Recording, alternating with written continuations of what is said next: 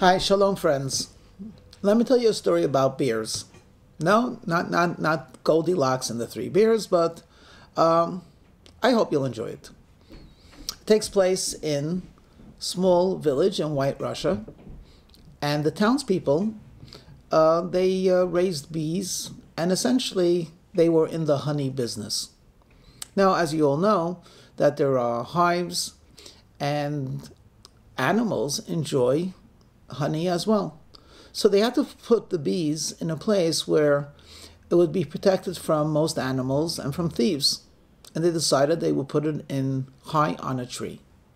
However, there is one particular creature that's a fantastic climber and loves honey. And can you guess the name of that creature? Of course, it is the bear. It has thick hide, so it is immune from the stings, and it loves honey. So these townspeople were trying to outsmart the bear.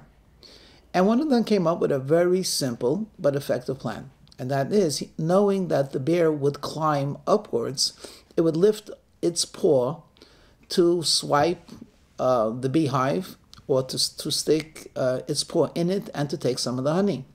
So what he did was he took a branch, held it back with some type of a rope, a very, very thin rope actually, and then when the bear would come to take the honey, there would be a whiplash. It would be a trigger, and the branch would whip backwards and hit the bear, hopefully in its face. So what happened is they actually prepared the bear trap, and then some of them took turns to see how it would work out.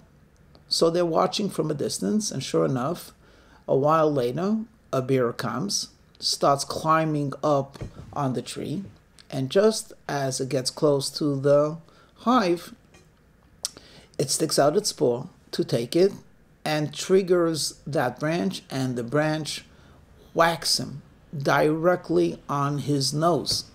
And the bear was very, very unhappy, and the plan was working. What did the bear do? The bear saw the branch as an enemy and pushed the branch back. After it pushed the branch back out of the way, it stretched out its hand again to take the honey. But of course, as soon as it stopped exerting pressure against the branch, it whipped back and hit him again. And suddenly, the people were treated to a spectacle. This powerful bear was fighting a branch. Each time it pushed it away, then went further to get the honey, and the whiplash kept on hitting the bear. And this went on for quite a while, until finally the bear got so frustrated, it just went down and lumbered away. So that's the end of the story. Come on, isn't there something more to it? Yeah, there is something more to it. And that is, if you were the bear's advisor, what would you have said to the bear? You would have said to the bear, listen here, I just got whacked in my face, but leave the branch where it is and take the honey.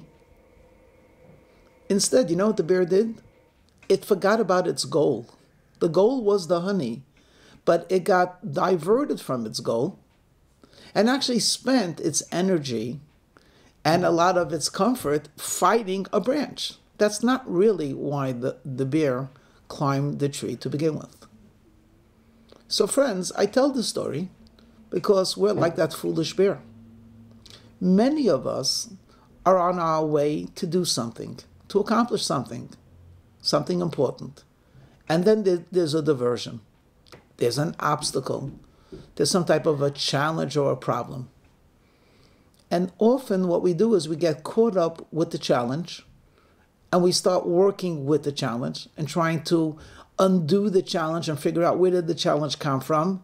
And we actually spend a tremendous amount of energy on a diversion, and we completely forget about the goal. So next time you want to go to the synagogue for the morning service, and then you hear a chime.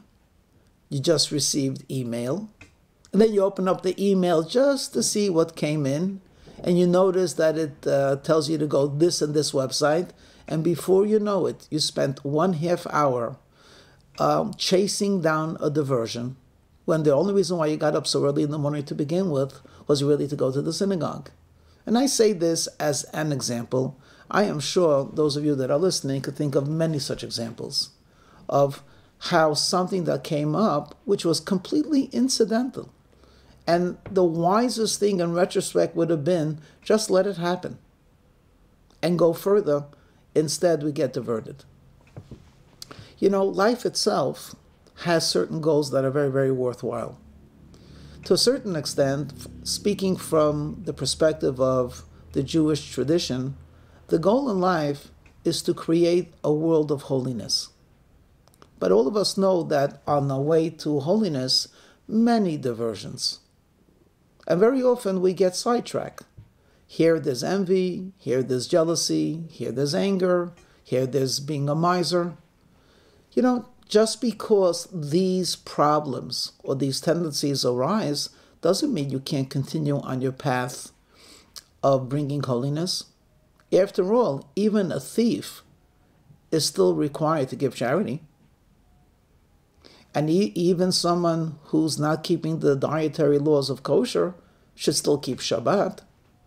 And at all times, respecting parents is one of the 10 commandments, whether or not you're actually put on tefillin. So don't get caught up with the distractions. Don't be the bear that spends all of its energy fighting a branch. Keep your attention focused on the honey. Shalom and good luck.